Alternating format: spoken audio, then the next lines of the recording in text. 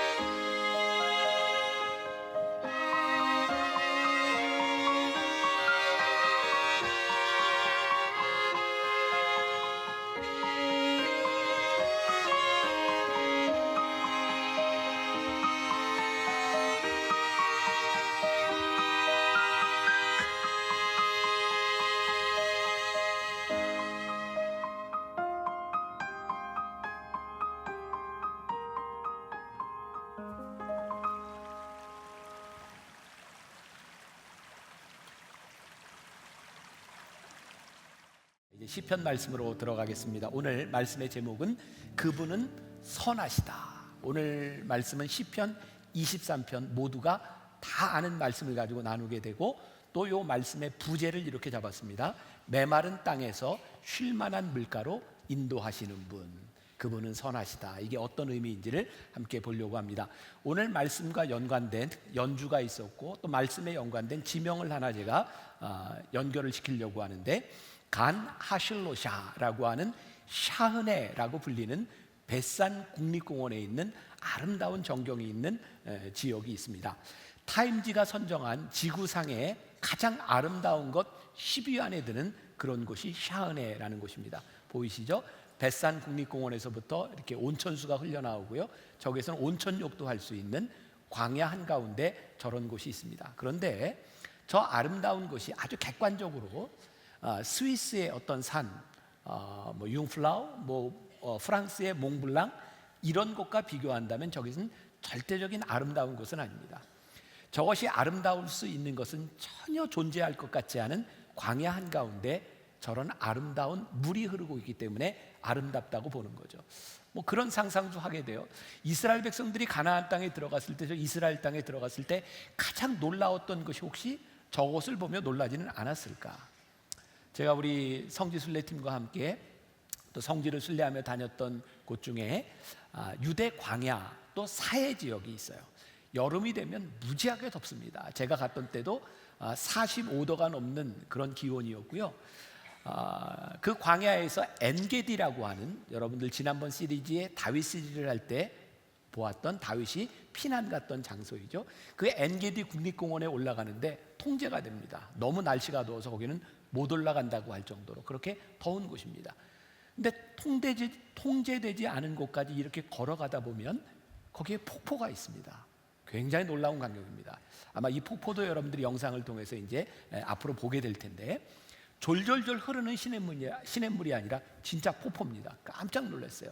그런데 제가 폭포라고 얘기한다고 여러분들 머릿속에 이과수 폭포나 나이아가라, 빅토리아 폭포 이런 걸 상상한다면 그거는 아주 말이 안 되는 겁니다.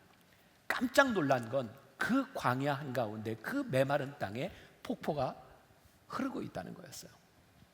여호와는 나의 목자시다. 다윗이 고백할 때 이 고백은 우리들이 살아가는 삶에서 고백할 수 있는 그 고백과는 조금 다른 것일 수도 있다고 생각합니다. 또 이런 상상을 합니다.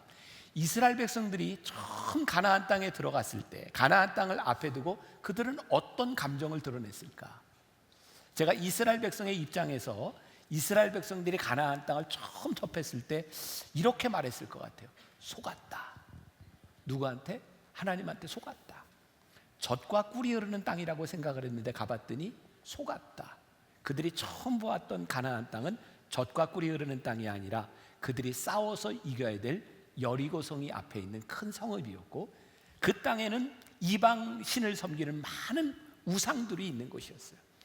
우리가 생각하는 젖과 꿀이 흐르는 땅, 여호와는 선하시다라고 하는 고백은 우리의 관념 속에 있는 그런 것은 아니었던 것 같아요. 오늘 시편 23편 이 말씀이 언제 쓰여졌는가? 학자들에 대해 좀 다른 견해가 있을 수도 있지만, 다윗이 헤브론에서 왕이 되었을 때 이 시를 지었다고 이야기를 합니다. 또 우리들의 기억을 또 다윗 시리로 조금 이렇게 옮겨가 볼게요. 다윗이 헤브론에서 왕이 된 다음에 얼마를 지난 후에 통일왕국의 왕이 되었나요? 얼마를 지난 후에? 7년. 네. 몇 분이 기억해 주셔서 감사해요. 7년 6개월 동안 헤브론에서 왕으로 있다가 그 이후에 통일왕국의 왕이 됩니다. 그러니까 다윗이 헤브론에서 왕이 되었을 때 여호와는 나의 목자시다라고 고백을 하고 있지만, 지금 다윗에게 놓여진 상황은 뭔지 아세요? 지금 북이스라엘에 아직도 이스보셋이라고 하는 왕이 있고 군대 장관 아브넬이 있어서 끊임없이 싸움을 해야 되는 7년 6개월의 삶을 앞에 두고 다윗은 여호와는 선하시다 이런 고백을 하고 있는 거예요. 우리가 기억을 이렇게 조금 이렇게 다시 이제 다윗으로 가서, 사울 왕이 죽고 난 후에 다윗은 왕이 될 수 있는 때 하나님 제가 어디로 갈까요? 라고 묻죠. 사무엘하 2장 1절 말씀이었어요. 그 후에 다윗이 여호와께 여쭈어 아뢰되 내가 유다 한 성읍으로 올라가리이까 여호와께서 이르시되 올라가라. 다윗이 이르되 아뢰되 어디로 가리이까 이르시되 헤브론으로 갈지니라. 다윗이 지금 헤브론으로 간 것이 여호와 하나님의 인도하심을 따라 가고 있어요. 다윗이 여호와는 선하시다고, 여호와는 나의 목자시다고, 내게 부족함이 없다고 고백했을 때 다윗의 이 고백은 그의 삶의 모든 문제들이 해결된 데서 지금 이루어진 것이 아니라 내가 지금도 여호와 하나님의 인도하심 가운데 있다. 그분은 나의 목자시다. 그러니 나에게 부족함이 없다. 이렇게 고백하고 있는 거예요. 어쩌면 우리들이 생각하는 나의 인생의 모든 문제가 해결된 다음에 고백하는 그런 고백은 아닌 것 같아요. 제가 지난주 월요일에 어떤 병원에 신방을 하게 되었습니다. 한 10년 전쯤 저희 교회에서 시작한 NGO 월드 휴먼 브릿지가 시작될 때 그 단체가 설 수 있도록 가장 많은 도움을 주셨던 한 기업인이에요. 우리가 알만한 그런 기업인이고, 그리고 10년 전쯤 아주 큰 금융사고가 일어났던 그 기업의 회장입니다. 이분이 형무소에 있다가 이제 거의 만기 출소할 때가 되었는데 뇌경색으로 쓰러지셨어요. 그리고 제가 쓰러졌다는 이야기를 듣고 그 병원으로 제가 신방을 하게 되었어요. 갔더니 그 부인 권사님과 함께 있었고, 저희 교회는 아닙니다. 저를 너무너무 반갑게 맞아주셨어요. 그분이 뇌경색으로 언어 장애가 와서 말을 하지 못하지만 그냥 소리밖에 못하지만 그 반가움을 그냥 마음으로 이렇게 표현하는 분이었어요. 제가 그분에 대한 감사가 있어서 그분이 그 형을 사는 동안 교도소에 제가 계속 제 책도 넣어드리고 편지도 보내고, 그리고 제가 영치금도 넣어드리고, 큰 기업을 했던 분에게 그게 얼마나 큰 도움이 될지 모르지만 제가 계속해서 그런 관계를 맺고 있었어요. 언제부터인가 이분이 저에게 편지를 보낼 때 그 편지에 저를 이렇게 칭하는 말이 달라지기 시작했어요. 언제부터인가 김병삼 담임 목사님 이렇게 저에게 쓰기 시작했어요. 제가 병원에 갔을 때 그 권사님이 저에게 이런 얘기를 했습니다. 목사님, 지난 8년을 이 형무소에 사는 동안 남편과 제가 꿈꾸었던 게 있는데, 이제 남편이 나가면 남편 손 붙잡고 분당의 만납교회에 와서 예배드리고 목사님께 인사드리는 꿈을 가지고 우리들이 버텨왔는데, 만기 출소 2개월을 남기고 우리 남편이 형무소에서 쓰러졌어요. 뇌경색으로 쓰러져서 걸을 수도 없는 상황이 되었어요.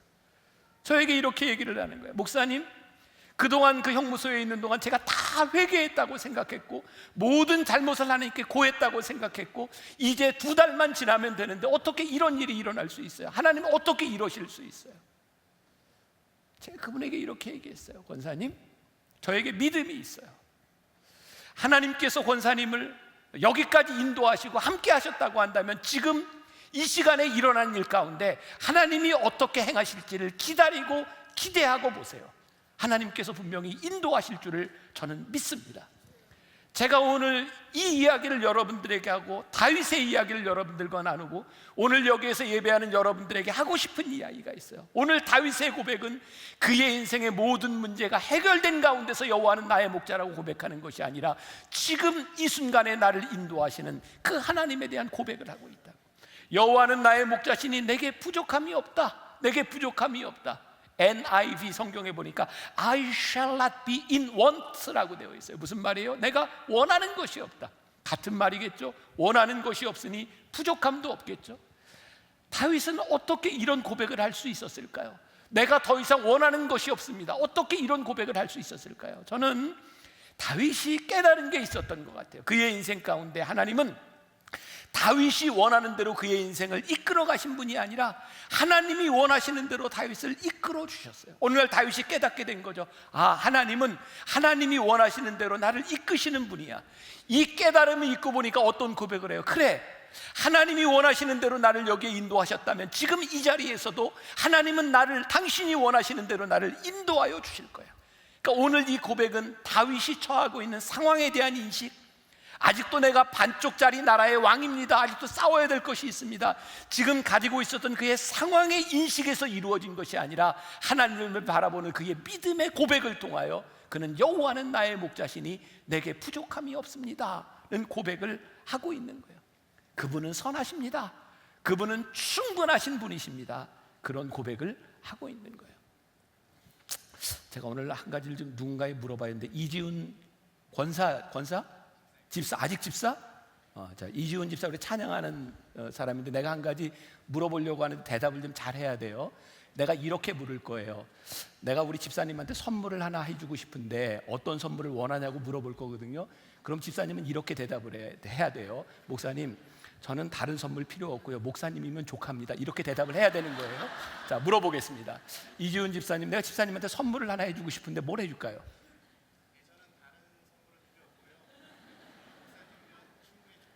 그래요. 감사해요. 제가 토요일 날 설교하는데 물었다가 제가 원하는 대답이 안 나와서 아예 이렇게 하고 하는 게 안전하다 생각을 했어요. 자, 우리 집사님이 나에게 저런 이야기를 했을 때 내가 기쁠까요? 안 기쁠까요? 기쁘죠. 저에게 대한 최대의 찬사일 거예요. 목사님 다른 선물 필요 없습니다. 목사님이면 괜찮아요. 여러분들의 삶에 하나님을 향한 가장 큰 찬사와 찬양과 고백이 뭘까요? 하나님, 저에게 다른 것 필요 없습니다. 하나님은 저를 인도하여 주셨고 하나님은 나의 목자시고 하나님 한 분만으로 충분합니다 라고 하는 고백보다 더 큰 하나님에 대한 우리의 믿음의 고백이 없는 거죠. 오늘 다윗에게 있어서 그의 인생에 있어서 이 시가 아름다운 것은 그가 하나님께 대한 이런 놀라운 고백을 하고 있다는 거예요. 그런 찬양이 있어요. 주님 한 분만으로 나는 만족해. 나의 모든 것 대신 주님 찬양해. 반주를 좀 해주실래요?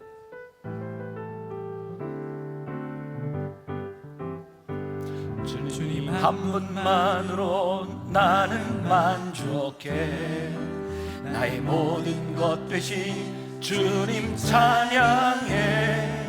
나의 영원한 생명 되신 예수님 목소리 높여 찬양. 주님 한 분만으로, 주님 한 분만으로 나는 만족해. 나의 모든 것 대신 주님 찬양해. 나의 영원한 생명 되신 예수님 목소리 높여 찬양해. 주님의 크신 사랑 찬양해. 힘과 능력이 되신 주 나의 모든 삶 변화되었네.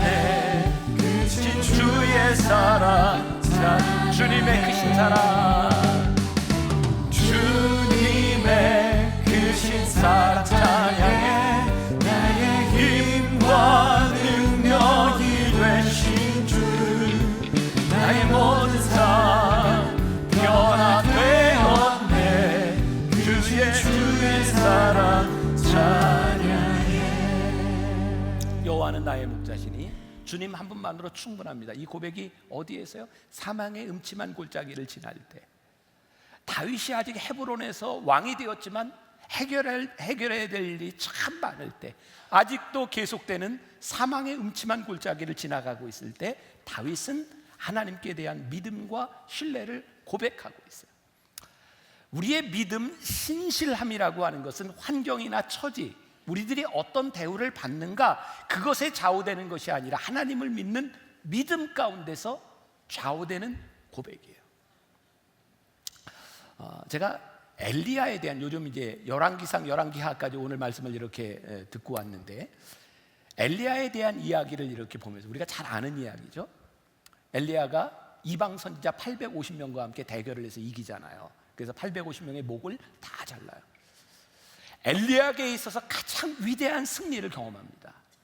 그런데 그 승리 이후에 그는 영광을 받은 것이 아니라 왕비였던 이세벨이 엘리야를 죽이겠다고 쫓아갑니다. 엘리야가 도망가죠. 그리고 로뎀나무 아래 누워서 하나님께 이렇게 얘기합니다. 주님, 이제 내 생명이 족하오니 넉넉하오니 이제 나를 거두어 가시옵소서. 다시 말하면 자살하겠다는 겁니다. 그가 영적인 침체 가운데서 누워있을 때 놀랍게도 하나님께서는 그를 어루만지시고 그를 위로하시고 그에게 먹을 것을 갖다 줍니다. 열왕기상 19장에 있는 말씀입니다. 엘리야가 하나님의 위로를 받고 다시 깊은 곳 산에 올라가서 하나님을 만나고 그는 다시 사역자가 돼서 내려옵니다. 저에게 이런 생각이 들었어요.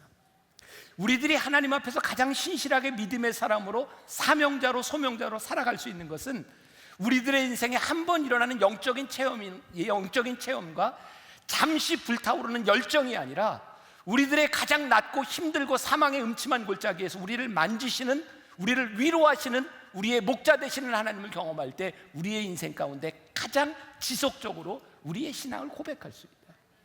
다윗에게 있어서 오늘 여호와는 나의 목자시라고 하는 이 고백은요, 그의 인생의 어느 날 한순간에 일어났던 놀라운 사건에 대한 이야기가 아니라 그의 삶을 만지시는 하나님의 손길로 인하여 그는 지금 이런 고백을 하고 있어요. 2절 말씀해 보니까 그가 나를 푸른 풀밭에 누이시며 쉴만한 물가로 인도하시는도다. 그가 나를 푸른 풀밭으로 쉴만한 물가로. 지금 우리들의 마음에, 우리들의 머릿속에 이렇게 그려지는 모습, 굉장히 목가적인 풍경이 아닙니까? 저는 여러분들이 이렇게 신앙인으로 살아가는 동안 정말 기회가 있다면 한 번쯤은 성지순례를 하고 오면 참 좋겠다는 생각이 들어요. 기회만 된다면. 왜? 이 말씀이요 이해가 되거든요. 다윗이요 목자로서 지냈던 그 지역은 어디냐면 베들레헴 지역입니다. 베들레헴에서 태어나고 거기에 목자였어요. 베들레헴에 가보면 깜짝 놀랄 일이 보여지는데요, 거기 양들 이렇게 치고 있는데 양들이 푸른 풀밭에서 풀을 먹지 않습니다. 정말 황량한 광야와 이 절벽, 이 산을 타고 다니면서 목자가 양을 데리고 다니면서 풀을 찾아줍니다. 다윗이 지금 이야기하고 있는 푸른 풀밭과 쉴만한 물가는 그렇게 목가적인 것이 아니라 그가 목자로서 양을 데리고 갈 때 그 험난한 곳을 찾아다니면서 광야 가운데서 그에게 찾아주었던 목초지, 그 물이었어요. 푸른 풀밭과 쉴만한 물가는 메마른 땅, 광야, 사망의 음침한 골짜기에서 그가 경험했던 것이었어요. 오늘 말씀 가운데 이렇게 되어 있죠. 그가 나를 푸른 풀밭에 누이시며. 제가 이제 말씀을 묵상하는 방법 중에 하나가 이렇게 성경을 보고 또 여러 다른 버전의 성경을 보는 거예요. 제가 이제 주로 보는 성경이 영어 성경으로는 NIV 성경하고 그다음에 메시지 성경을 보는데, NIV 성경에 이렇게 표현이 되어 있어요. 우리말하고 거의 동일한 거예요. He makes me lie down in green pasture라고 되어 있어요. 그가 나를 푸른 초정에 누이신다. 똑같은 말이에요. 근데 저에게 들어온 누이시고라고 하는 말이 여기에 make라고 하는 말을 쓰고 있더라고요. 혹시 중학교나 고등학교를 다니셨나요? 그런 분들이라면 영어 시간에 이런 말을 들어보셨어요? 사역동사. make, have, let와 같은 말이 사역동사인데 누구에게 뭐뭐 하도록 시키다라고 하는 말입니다. 그가 나를 푸른 초정에 놓이셨다. 말씀을 묵상하다가 이게 저에게 훅 들어왔어요. 양이 그곳을 찾아가서 누운 것이 아니라 목자가 양으로 하여금 거기에 눕게 하셨다.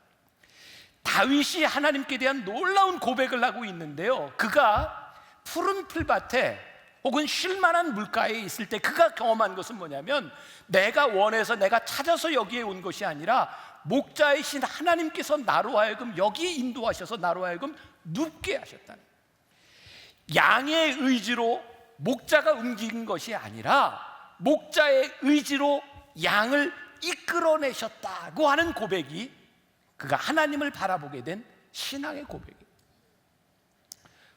오늘 우리가 읽지 않았지만 3절과 4절로 쭉 내려가면 주의 지팡이와 막대기가 나를 안위하시나이다 라고 하는 구절이 있어요.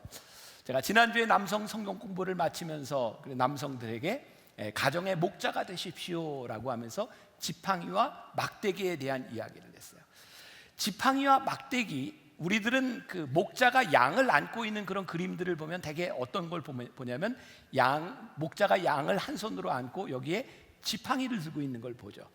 대개 지팡이가 어떻게 생겼어요? 이렇게 나무가 있고 이렇게 꼬부라져 있어요. 네, 저게 지팡이, 스태프라고 하는 게 지팡이고 라드라고 하는 건 막대기입니다.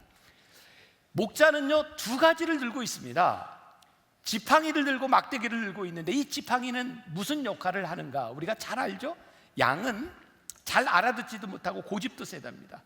여러분들이 이스라엘 땅을 볼 때 이게 뉴질랜드나 호주 같은 그런 넓은 초원이 아니라 이렇게 절벽을 타고 다니면서 양이 이렇게 풀을 뜯으러 다니는데요, 양이 귀도 어둡고 눈이 어두워서 목자의 말을 못 알아들으면 거기 위험하다고 해도 몰라요. 그래서 목자가 뭐를 해요?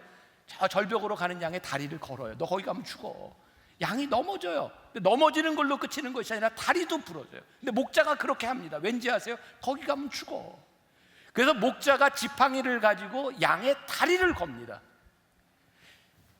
막대기는 무슨 역할을 하는가? 이 목자가 맹수들이 왔을 때 이 막대기를 가지고 싸우기도 하지만 이 막대기는 방향을 지시해요. 일로 가라라고 이야기하는 거예요. 다윗이 경험한 것이 뭐냐면 주의 지팡이와 막대기가 나를 안위하시나니라고 말을 할 때 그것은 안위, 편안함만을 이야기하는 것이 아니라 목자의 지시를 듣고 목자로 인하여 내 다리가 부러지고 내가 넘어지는 가운데 그것이 나를 안위함이요 나를 인도하심이라고 하는 고백을 하고 있어요. 3절 말씀해 보니까 내 영혼을 소생시키시고 자기 이름을 위하여 의의 길로 인도하시는도다. 여기에도 이렇게 소생이라고 하는 말이 있어요. 본래의 의미는 이런 뜻입니다. 넘어졌을 때 손잡아 세워주신다. 이게 소생이에요.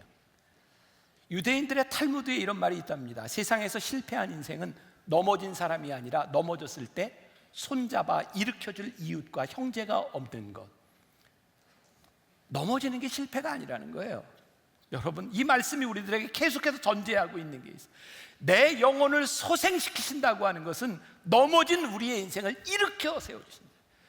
우리들이 말씀을 읽으며 우리의 인생에 이 말씀이 적용될 때 정말 중요한 것이 있는데, 하나님은 쓰러진 내 인생을 세워주시는 분이라는 거예요. 넘어진 내 인생을 세워주시는 분이라는 거예요. 그분이 자기 이름을 위하여 의의 길로 나를 인도하신다. 또 말씀을 묵상하다가 그런 생각이 들었어요. 다윗은 어떤 자신감으로 이런 기도를 하고 있는가, 이런 시를 쓰고 있는가? 내 영혼을 소생시키는데 그게 누구 때문이에요? 당신의 이름을 위하여 내 영혼을 소생시키십니다라는 고백을 하고 있는데, 오늘 우리들이 이 고백을 할 수 있도록 살아가고 있는가? 어떤 고백? 하나님, 제가 넘어졌는데요, 하나님 저 이렇게 세워주시지 않으면 하나님이 욕먹어요. 그러니 저 세워주셔야 되지 않겠어요? 적어도 내가 넘어졌는데 주의 이름을 위하여 나는 다시 서야 합니다는 고백을 우리들이 하고 있는가? 우리들의 인생이 축복을 받아야 되는 이유가 뭔지 아세요? 주님, 저 축복해 주셔야 하나님의 이름이 영광을 받습니다. 이 믿음이 우리들에게 신앙의 확신이 있어야 되는데, 내가 축복받으면 하나님의 영광을 가리는 인생을 살아가며 우리들이 어떻게 이런 기도를 할 수 있는가? 내 영혼을 소생시켜야 되는 이유가 뭐예요? 당신의 이름을 위하여 내 영혼을 소생시키시며, 이 기도를 우리가 할 수 있는가? 고린도후서 4장 8절부터 9절까지의 사도 바울이 고린도에 있는 교인들에게 이렇게 얘기합니다. 우리가 사방으로 우겨싸임을 당하여도 쌓이지 아니하며 답답한 일을 당하여도 낙심하지 아니하며 핍박을 받아도 버림받지 아니하며 거꾸로 뜨림을 당하여도 망하지 아니하고. 이 말씀에 보니까 뭐가 다 전제되어 있어요? 우겨싸임도 당하고 답답한 일도 당하고, 그리고 핍박도 받고 버림받고 거꾸로 뜨림을 당하고, 그래도 우리들이 망하지 않고 넘어지지 않는 것. 이 말씀이 다 뭐를 전제하고 있어요? 우리가 사망의 음침한 골짜기를 지나고 있다. 시편 23편에 대한 이 해설을 아주 잘한 목사님이 하나 있어요. 필립 켈러라고 하는 분인데, 이분은 실제로 목자로 살았던, 목자의 경험을 가지고 있는 분이에요. 이분의 책에 보면 그렇게 되어 있더라고요. 양이요, 이렇게 발라당 이렇게 넘어지면 양이 스스로 잘 일어나지 못합니다. 이걸 제가 어떻게 표현할까요? 발라당 이렇게 넘어졌는데, 아주 햇볕이 뜨거운 날은 발라당 넘어진 이 양이 한나절 지나면 죽는답니다. 그리고 날씨가 이렇게 덥지 않으면 한 3일 정도를 버틸 수 있답니다. 그래서 우리들이 넘어졌을지라도 목자가 일으켜 세워주시기는 하는데, 우리들에게 정말 중요한 것이 양이 왜 넘어지는지, 우리가 넘어지지 않는 인생을 살아야 되지 않는가. 그래서 시편 23편을 이야기하면서 넘어지지 않는 방법 몇 가지를 이야기합니다. 첫 번째, 이렇게 얘기를 하더라고요. 양은 털을 깎지 않고 길게 되면 쉽게 뒤집어진답니다. 이유가 자기 털의 무게 때문에 털에 진흙이 묻고 배설물이 묻고 벌레들 그리고 가시덤불이 이렇게 묻으면 무거워져서 쉽게 뒤집어진답니다. 제가 뉴질랜드에 갔을 때 정말 이 말을 정말 실감한 게, 양하면 굉장히 목가적인 생각을 했는데 전 양이 그렇게 더러운지 몰랐어요. 정말 더러워요. 그리고 목자가 양을 안고 있는 게 이게 굉장히 편안한 모습이었는데, 목자가 양을 안는 건 진짜 힘든 일이더라고요. 털을 깎으면 그 털이 사람들에게 옷도 만들어주고 이불도 만들어주고 굉장히 공헌을 합니다. 근데 진짜 중요한 건 털을 깎아야 양의 생명을 지켜준다는 겁니다. 그러니까 털이 깎이는 건 누구에게 유익을 주는 뿐만 아니라 양에게 축복이다. 두 번째, 양이 살이 찌면 지나치게 비대해지고 자기 몸을 가누지 못해 넘어진다는 거예요. 그래서 양은요, 목자가 막대기로 지시하는 곳을 따라 부지런히 움직여야 넘어지지 않습니다. 비대해지지 않도록, 영적으로 살이 찌지 않도록 조심해야 된다. 제가 이 이야기를 딱 읽다가 제가 든 생각이, 내가 참 좋은 목자구나. 또 뭐 이런 생각이 들었어요. 왜 그런 생각이 들었는가?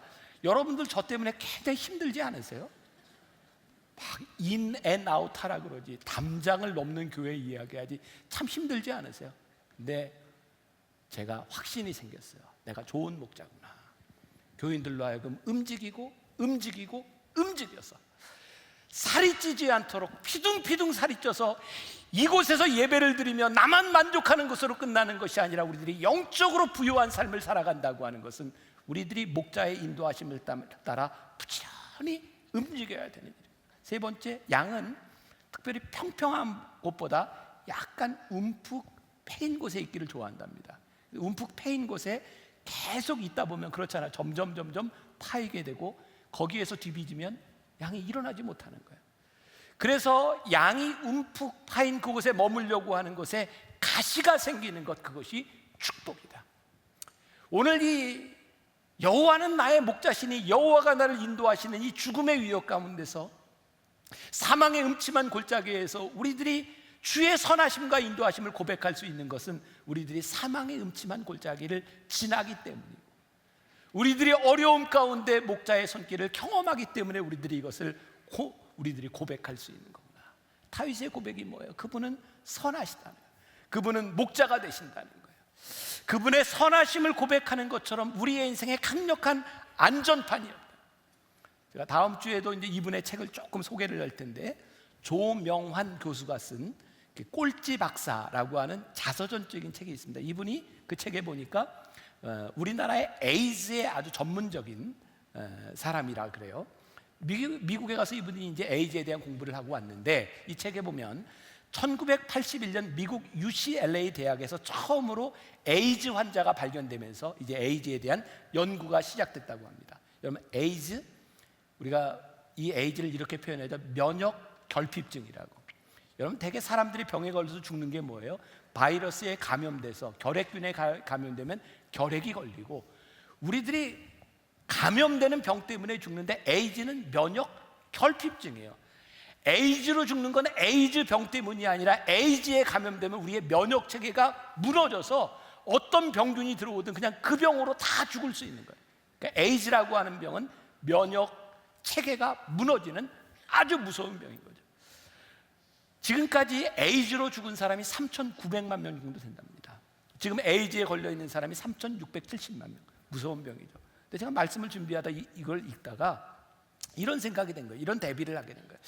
여호와는 선하시다. 이게 우리의 인생에 아주 중요한 면역 체계다. 면역 체계. 면역 체계는 뭐예요? 모든 질병으로부터 우리를 보호해 주는 거예요. 여호와는 선하십니다. 이 고백이 무엇인가? 우리가 사망의 음침한 골짜기를 지나가는데 우리를 지켜주는 게 뭔지 해서 여호와 하나님은 선하시다. 이 고백이 우리를 지켜주는 거예요. 왜?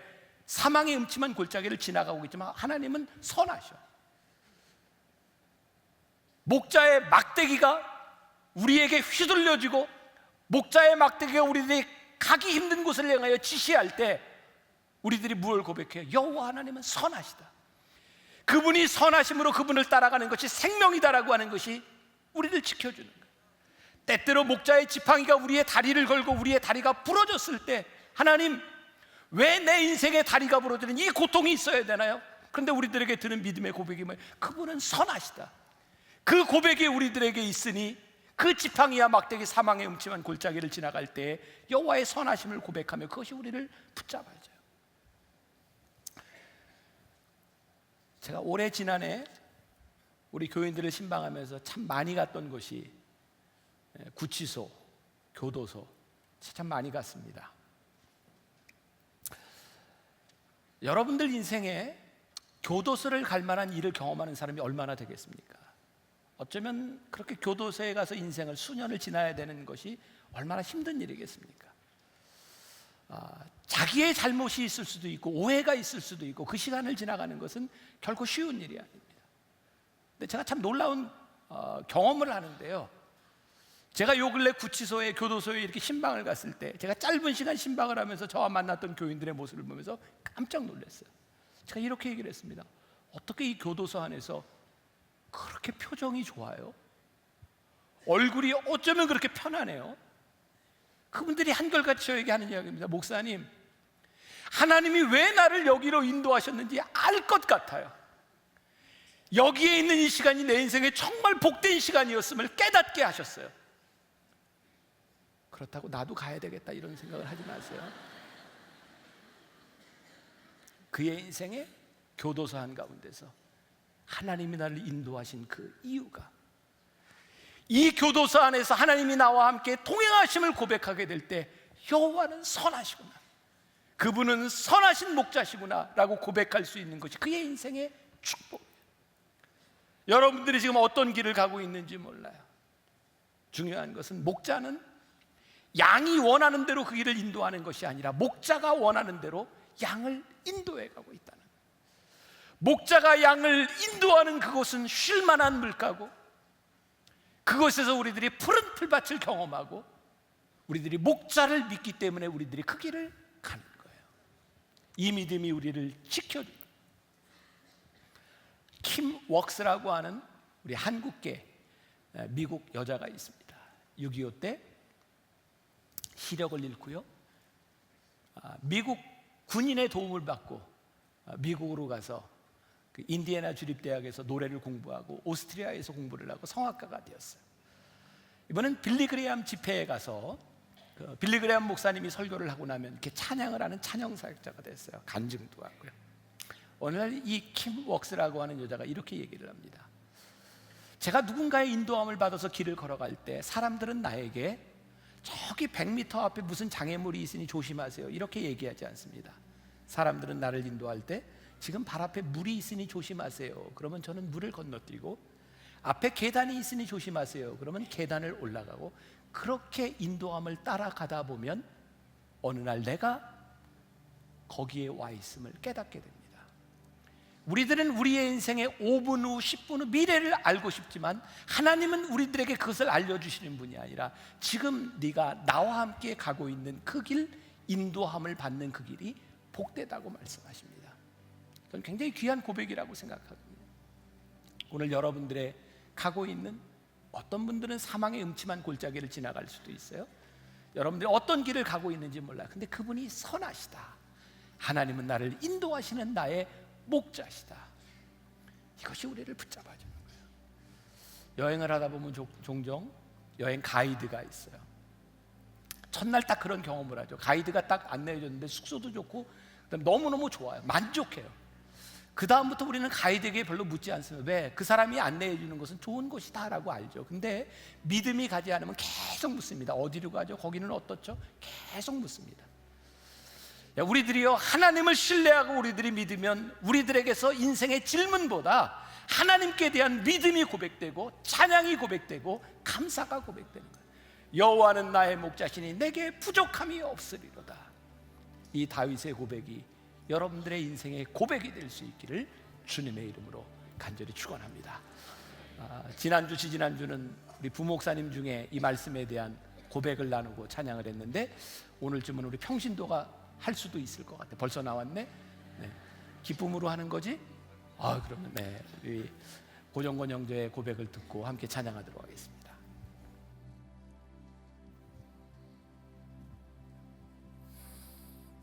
학창 시절 저는 찬양하는 사람으로서의 삶을 꿈꾸었지만 마음의 혼란함과 방황으로 인해 애매한 자아를 품은 채 흘러가는 시간 속에 표류하게 되었습니다.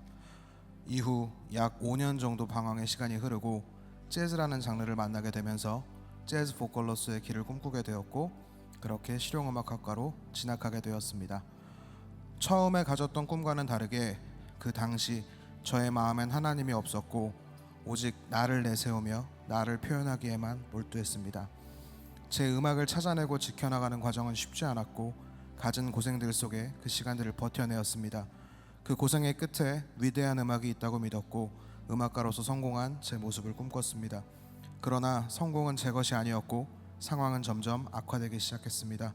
설상가상 다니던 교회 사역자들과 사람들에게 상처받고 큰 실망을 하게 되는 일들이 겹쳐졌고 저의 신앙과 상황은 나락으로 곤두박질치기 시작했습니다. 그리고 2018년 저는 극심한 생활고에 시달리게 되었습니다. 그나마 생계를 돕던 간간한 일들조차 모두 끊어지고 10년의 과정 속에 제가 얻은 것은 신용불량 직전의 신용등급과 34세 적지 않은 나이, 음악 외에 전무한 직장 경력뿐이었습니다. 살아남기 위해 모든 일을 하며 이를 악물며 버텼던 세월 속에서 저는 스스로를 실패자라 여기게 되었고 목소리라는 달란트를 받은 것마저 저주마냥 느껴지는 상황에 이르게 되었습니다. 제가 볼 수 있는 것은 오직 어둠, 또한 상상할 수 있었던 것은 죽음이었습니다. 모든 일들을 리셋해버리고 싶었거든요. 아무것도 볼 수 없는 제게 바라볼 수 있는 것은 오직 위뿐 하나님뿐이었습니다. 생각해보면 이것이 은혜입니다. 저는 정말 처절하게 하나님께 매달렸습니다. 살려달라고, 죄송하다고 정말 매일같이 울부짖었습니다. 그러던 어느 날 하나님은 제가 왜 노래를 시작하였는지를 다시 보여주셨고 주님의 눈으로 저의 삶을 다시 보여주셨습니다. 선한 목자 되신 주님은 훈련과 연단 가운데 지켜보고 계셨고 저에 대한 계획이 있으심을 알게 되었습니다. 제 삶에 혹독했던 모든 과정들이 이해되기 시작했고 저의 기도는 감사와 그리고 순종의 기도로 바뀌어졌습니다. 저는 제가 할 수 있는 순종을 시작했고 그 과정에서 만난 좋은 분들과 그들의 사랑으로 다시 찬양의 자리에 설 수 있게 되었습니다. 삶의 끝이라고 여겨지던 순간에서 다시 처음으로 돌아올 수 있게 만들어주셨습니다. 아직 저의 환경과 삶은 똑같습니다. 마찬가지로 생활고에 시달리고 있고 하루하루 불안함에 목자이신 주님이 없으면 견뎌낼 요량이 없습니다. 그러나 이제 저는 주님을 신뢰합니다. 그리고 이 무대 위에서 제가 무엇을 해야 하는지 정확하게 알고 있습니다. 주님의 뜻을, 그 계획을 저는 도무지 알 수 없지만 오늘도 저는 저의 주인이신 그분을, 제 삶의 목자 되신 그분을, 저를 사랑하시는 위대하신 내 아버지의 이름을 찬양합니다.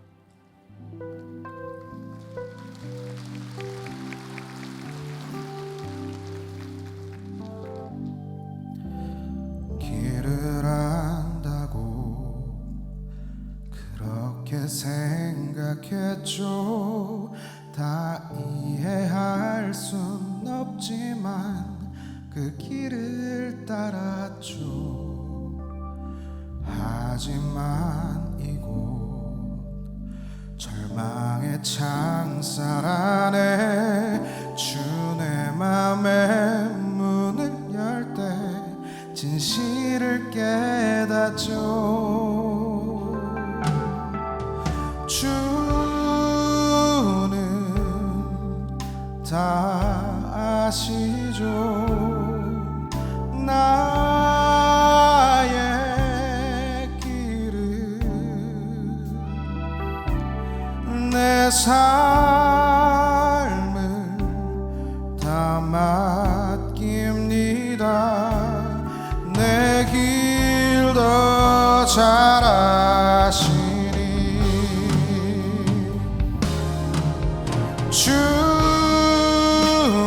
주는 다 아시죠. 나의 길을, 내 삶을 다 맡깁니다. 내 길 더 잘 아시니 내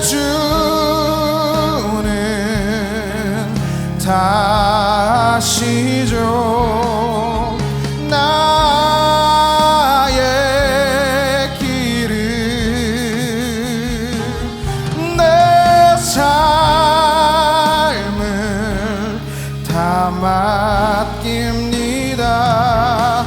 내 길 더 잘 아시니 광야의 길을 만드시고 날 인도해 사막의 강 만드신 것 보라. 하늘과 땅 변해도 주의 말씀 영원히 내 삶 속에 새 일을 행하리. 나의 가는 길 주님 인도하시네. 그는 보이지 않아도 날 위해 일하시네. 주 나의 인도자 항상 함께 하시네. 사랑과 힘 베푸시며 인도하시네. 인도하시네. 나의 가는 길, 나의 가는 길 주님 인도하시네. 그는 보이지 않아도 날 위해 일하시네. 주 나의 인도자 항상 함께 하시네. 사랑과 힘 베푸시며 인도하시네.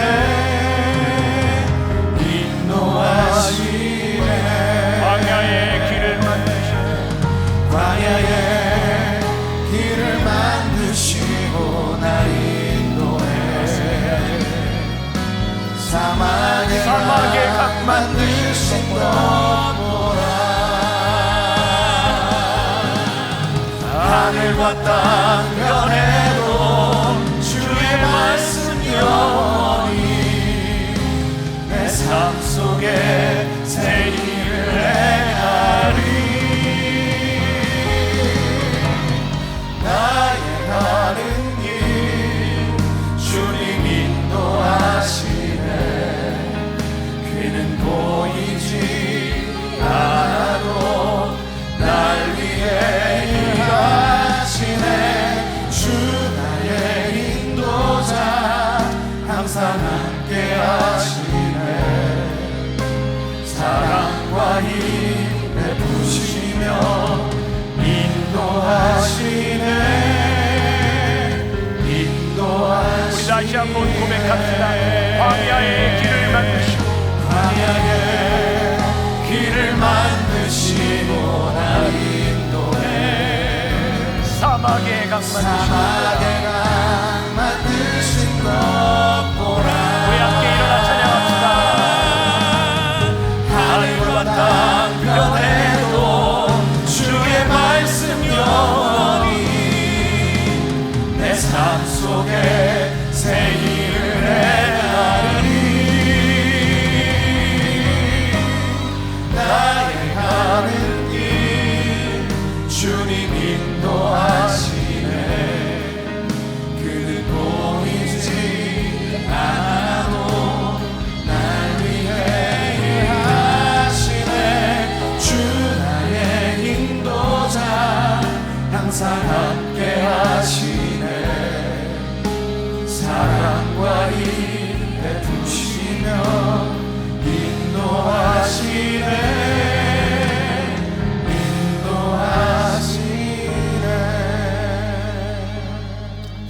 하나님, 오늘 예배하는 하나님의 사람들 중에 사망의 음침한 골짜기를 지나고 있는 사람이 있을지도 모르겠습니다. 광야를 지나며 길이 없다고 생각하는 사람도 있을지 모르겠습니다. 사막을 지나며 물이 없다고 힘들어하는 사람이 있을지도 모르겠습니다. 그러나 사망의 음침한 골짜기에서도 하나님은 우리를 인도하시고 광야에 길을 내시며 사막에 강을 내시며 우리를 인도하시는 분임을 우리가 고백하기에 하나님은 내 인생의 선한 분이십니다. 하나님은 나의 목자가 되십니다. 이 고백이 우리를 붙들어 주심을 믿습니다. 우리 성도들 이 세상으로 나가면 어떤 길을 가게 될지 알 수 없는 그 길 가운데 두려움이 있을 수도 있는데 우리들의 입술로 하는 그 고백, 주는 선하십니다. 이 고백이 우리를 붙잡아 주시사 우리를 인도하여 주시사 승리하는 삶이 되게 하여 주옵소서. 오늘도 하나님 앞에 드려진 귀한 예물 믿음의 고백들이 있습니다. 아름답게 잘 쓰여지게 하시고 또 다음 주에 우리들이 추수감사절로 지나게 되는데 한 해를 돌아보며 하나님 나를 이렇게 인도하셨노라고, 내가 이런 하나님의 축복 가운데 있노라고, 내가 너무 감사하다고, 하나님의 은혜가 너무 감사하다고 그 믿음의 고백을 가지고 찬양하며 주님 전에 나오는 귀한 하나님의 백성들이 되게 하여 주옵소서. 지금은 우리 주 예수 그리스도의 은혜와 하나님 아버지의 무한하신 사랑과 성령의 인도하심이 이 세상으로 나아가 험한 사막과 광야의 길을 걸을지 모르지만 그곳에서 인도하시는 하나님, 그분은 선하십니다. 고백하며 나가는 당신의 사랑하는 모든 백성들 위해 지금부터 영원까지 함께 하시기를 간절히 축원하옵나이다. 아멘.